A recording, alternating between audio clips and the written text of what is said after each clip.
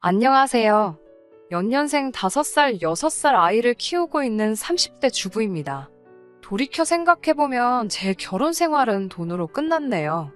저는 남편이 생활력 있고 경제관념이 있는 사람이라고 생각해서 결혼을 결심했던 건데, 그게 빚으로 돌아와 제 가슴에 큰 상처를 낼 거라곤 상상하지 못했습니다. 저는 서울에서 대학교를 졸업한 뒤 교수님의 권유로 영국에서 2년 정도 유학을 했어요. 유학을 마치고 한국에 돌아와서 공부를 좀 더 할까 고민하다 우연한 기회로 광고회사에 들어가게 되었습니다. 그렇게 직장 생활을 하다가 남편을 소개받았어요. 남편은 당시 중견기업을 다니는 평범한 회사원이었습니다. 2년 정도 연애를 하다 자연스럽게 결혼 이야기가 나왔어요. 결혼 이야기가 나오면서 연애할 때는 굳이 말하지 않았던 서로의 집안 사정을 좀 더 자세히 알게 되었습니다. 제 경우 제가 비록 해외에서 유학을 한 경험까지 있어도 친정이 경제적으로 유복한 편은 아닙니다. 저희 아버지는 중소기업을 다니시다 얼마 전 은퇴를 하셨고 지금은 건물 관리인으로 일하고 계시고, 어머니는 평생을 전업주부로 사셨어요. 두 분 재산이라고 해봤자 지금 살고 계신 아파트와 적금 얼마가 전부인 걸로 알아요. 제가 결혼할 때는 그래도 친정아버지가 회사 생활을 하고 계셨기 때문에 지금보다는 상황이 조금 더 좋았네요. 남편 쪽도 저희랑 별반 다르지는 않았어요. 시아버지는 당시 이미 은퇴를 하신 상황이었고, 시어머니가 마트에서 일을 하고 계셨습니다. 그리고 결혼한 신우는 따로 살고 있었고요. 남편이 한 달에 50만 원씩 보내주고 있었더라고요. 결혼은 현실이었기에 이런 서로의 상황을 고려하지 않을 수 없었습니다. 다행히 어느 한쪽이 심하게 기우는 느낌도 아니었고, 양가 어르신들의 요구사항도 많지 않아서 결혼식까지 아무 문제 없이 원만하게 진행되었습니다. 다만 남편은 자기가 전세보증금을 해올 테니 저더러 결혼식 비용 및 하객 식사 비용을 부담하는 게 어떠냐고 하더군요. 저는 둘 다 반반하자고 했는데 남편이 아니라고 자기가 전세보증금을 하겠다고 계속 우기더라고요. 나중에 친한 친구에게 이야기를 하니까, 친구는 농담하듯이 전세보증금은 어디 사라지는 돈이 아니지만 결혼식 비용은 내면 끝이라서 그런 거 아니냐고 했는데, 돈 타령만 하는 남편의 실체를 알게 된 지금 생각해보니까 진짜 친구 말이 맞는 것 같습니다. 자기 딴에는 그건 돌려받는 돈이니까 낫다고 생각한 거예요. 아무튼 제가 벌써 결혼한 지 벌써 몇 년인데 그동안 남들이 다 겪었을 법한 시시콜콜한 이야기는 하지 않겠습니다. 제가 결정적으로 남편과 이혼하게 된 사연만 말씀드릴게요. 저희는 결혼할 때 신혼은 한 1, 2년 정도 즐기고 아이를 갖자고 서로 이야기가 된 상황이었어요. 그런데 어쩌다 보니 결혼하고 얼마 지나지 않아서 바로 아이가 생겼습니다. 계획보다 빨리 찾아온 임신이었지만 당연히 행복했어요. 남편도 기뻐했고 양가 어른들도 다 축하해 주셨습니다. 그런데 제가 입덧이 너무 심했습니다. 친정어머니를 비롯해 주변 사람들 모두 저처럼 입덧이 심한 건 처음 본다고 하더라고요. 제가 다니던 회사에도 당연히 출산휴가며 육아휴직의 제도가 있었지만 그 제도를 이용한다는 게 그때는 지금보다 더 힘들었어요. 저는 도저히 직장 생활을 할 수가 없었습니다. 출근하면 화장실에서 보내는 시간이 더 많은 느낌이었고, 비록 팀원들이 저에게 따로 불평불만을 표현하진 않았어도 제가 너무 눈치가 보여서 하루 종일 가시방석에 앉아있는 기분이었으니까요. 특히 광고회사가 트렌드에 민감하고 끊임없이 창의력이 요구되는 곳인데, 저에겐 새롭고 특별한 어떤 걸 생각해낼 만한 정신적 여유는 고사하고 당장 눕고 싶고 앉고 싶을 뿐이었습니다. 한두 달 정도는 어떻게 버텨냈는데 더는 안 되겠어서 남편에게 사표를 쓰겠다고 했어요. 그리고 솔직히 그때만 해도 남편이 먼저 관두라고 해줄 줄 알았는데 아무런 말이 없어서 이미 서운한 상황이었거든요. 제가 퇴사하겠다 하니 남편은 난처하다는 듯이 결혼할 때 애 가지면 회사 관둘 거라고는 안 했지 않냐며, 기왕 버티기 시작한 거 좀만 더 버텨보면 안 되냐고 하더라고요. 제가 당장 식사도 제대로 못하고 거의 울면서 출퇴근을 하는 걸 뻔히 알면서도 저렇게 나오니 얼마나 서운했는지 모릅니다. 저는 지금 나를 보고 그런 말이 나오냐고 신경질적으로 맞받아쳤어요. 내가 지금 다른 남자 애를 가진 것도 아니고 당신 애를 갖고 이렇게 고생을 하는데 어쩜 그렇게 섭섭한 말만 골라서 하냐고 했더니 자기가 생각해도 미안했는지 금세 또 사과를 하긴 하더라고요. 그렇게 결국 퇴사를 하고 어쩌다 보니 연년생으로 아들 둘을 낳게 되었습니다. 사실 첫째 낳고 얼마 되지 않아 바로 둘째를 갖게 되면서 친정어머니가 많이 도와주셨어요. 그런데 이때 정말 남편에게 많이 실망했습니다. 친정어머니는 오시면 애만 봐주시는 게 아니라 청소도 해주시고 반찬도 해주시고 솔직한 말로 가사도우미 아주머니들보다 더하면 더했지 일을 덜하지 않고 가셨어요. 그래서 제가 남편에게 얼마씩이라도 용돈을 드리면 좋겠다 했는데 남편은 우리가 오시라고 한 것도 아니고 자기 혼자 외벌이 하는데 자기 불쌍한 건 안중에도 없냐고 하더라고요.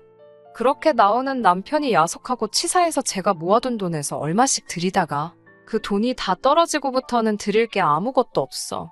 나중에는 그냥 오지 마시라 했습니다. 그 뒤에는 아쉬운 대로 시어머니더러 도와달라 하니 시어머니가 와서 봐주시기는 했는데 시어머니랑 친정어머니랑 당연히 같을 리가 없지요. 일단 제가 너무 부담스러워서 부탁드릴 수도 없고 오히려 신경이 쓰여서 스트레스만 더 받는 기분이라서 그렇게 몇 번 부탁드리다가 결국 얼마 지나지 않아 이제 안 오셔도 된다고 했어요. 그렇게 결국 거듭된 출산과 독박육아로 제 삶은 지칠 대로 지쳐갔습니다. 나도 한때는 잘 나가는 커리어 우먼이었는데 어쩌다 이렇게 된 건가 싶었어요. 애들 커가는 모습을 위안 삼아서 어찌저찌 버티긴 했지만 사실 무엇보다 남편의 배려 없는 말투에 상처를 많이 받았습니다. 아이들이 자라는 동안 남편은 손가락도 까딱 안 하면서 툭하면 집에서 이런 것도 안 하고 뭐 했냐, 저건 왜 안 했냐며 비하 발언을 해댔어요. 제가 한 번씩 왜 사람을 무시하냐고 받아치면 절대로 자기가 잘못했다고 인정을 안 하더라고요. 뿐만 아니라 시어머니도 하나뿐인 아들이 외벌이 하는 게 그렇게 못마땅하셨는지 저만 보면 싫은 티를 내시더라고요. 평소에 땀이 많은 남편은 겨울에도 장갑 끼는 걸 별로 안 좋아하는데 지난 겨울이 많이 추웠잖아요. 그렇다 보니 남편 손이 많이 텄더라고요.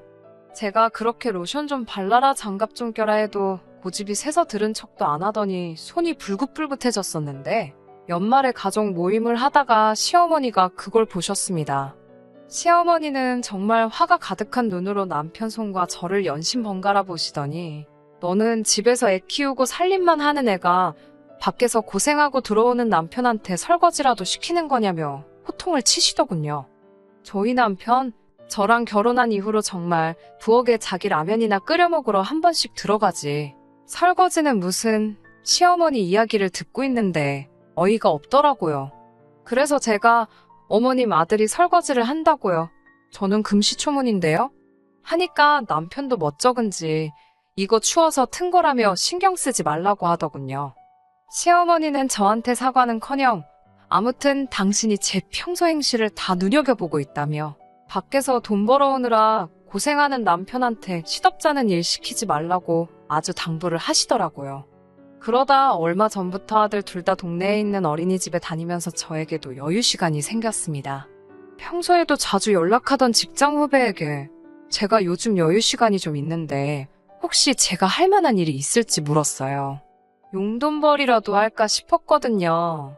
그런데 후배가 너무 반가워하면서 그렇지 않아도 갑자기 큰 프로젝트가 하나 들어왔는데 같이 해보자고 하더라고요.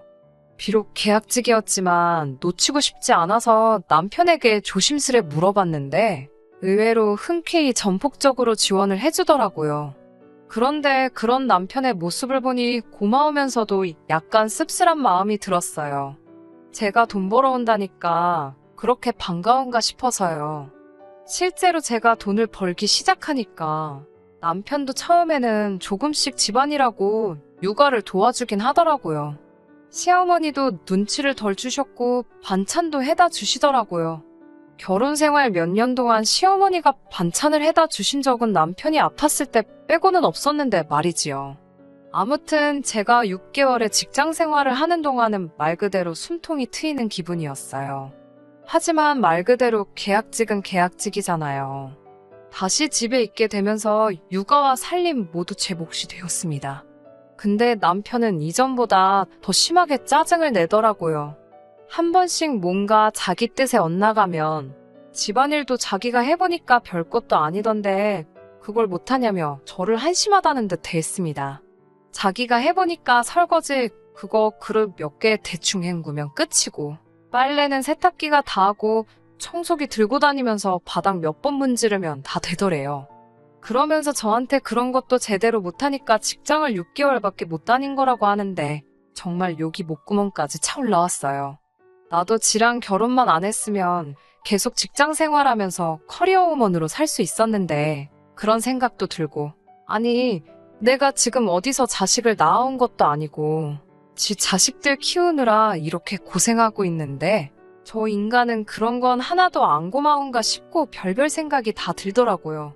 화개들 데리고 집을 나가버릴까 그런 생각도 했지만 제가 당장 머리도 없고 능력이 없으니 일을 저지를 수도 없었고요. 그러다 얼마 전 저에게 일을 소개해줬던 그 후배가 내일 시간 되면 같이 커피나 한잔할까 그러더라고요.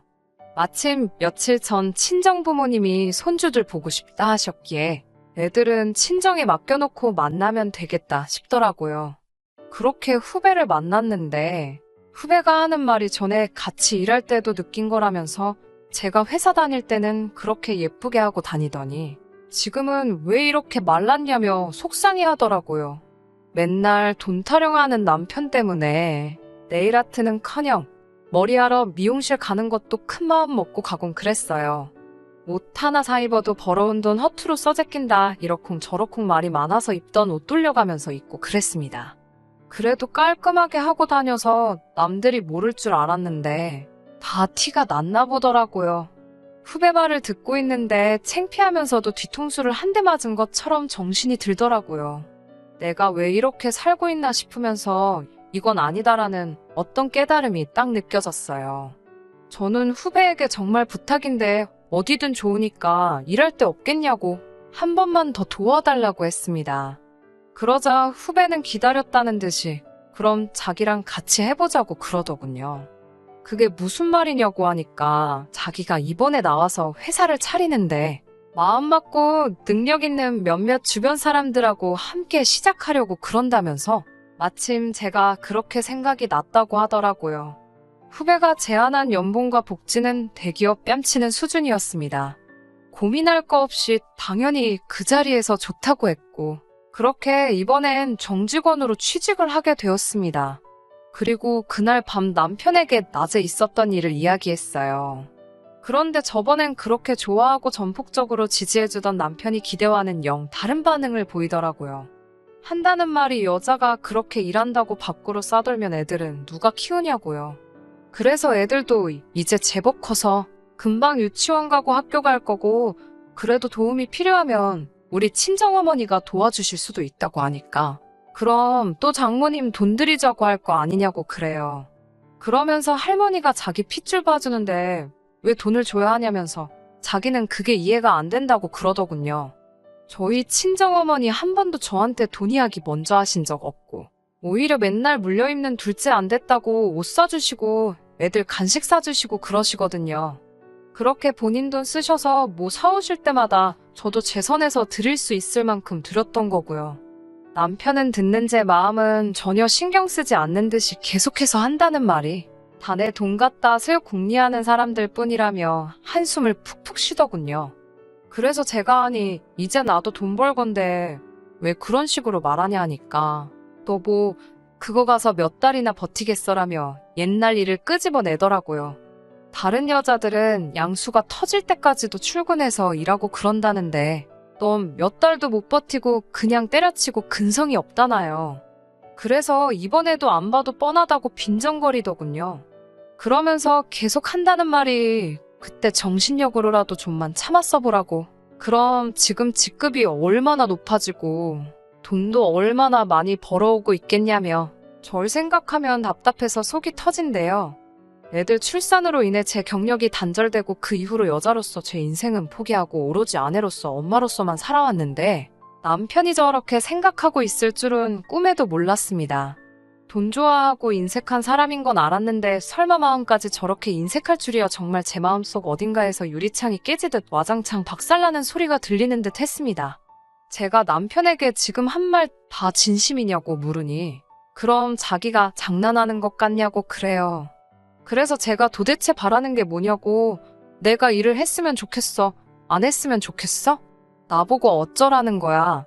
하니까 남편은 돈 벌어온다고 육아 살림 대충하고 친정에 돈 퍼다가 나를 거면 그냥 하지 말라는 거예요. 아니 돈 안 벌어올 때는 돈 안 번다고 난리더니 이제 돈 벌어온다니까 친정에 가져다 줄까봐 벌벌 떠는 그 모습을 보고 있자니 내가 미쳤다고 이제껏 이런 인간이랑 살았나 싶더라고요. 무슨 누가 저한테 찬물 한 바가지를 끼얹기라도 한 듯 정식이 싹 들어서 저도 남편에게 맞섰습니다. 나 이 일 할 거고 친정어머니가 우리 애들 봐주시면 한 달에 100만 원씩 드릴 거라고요.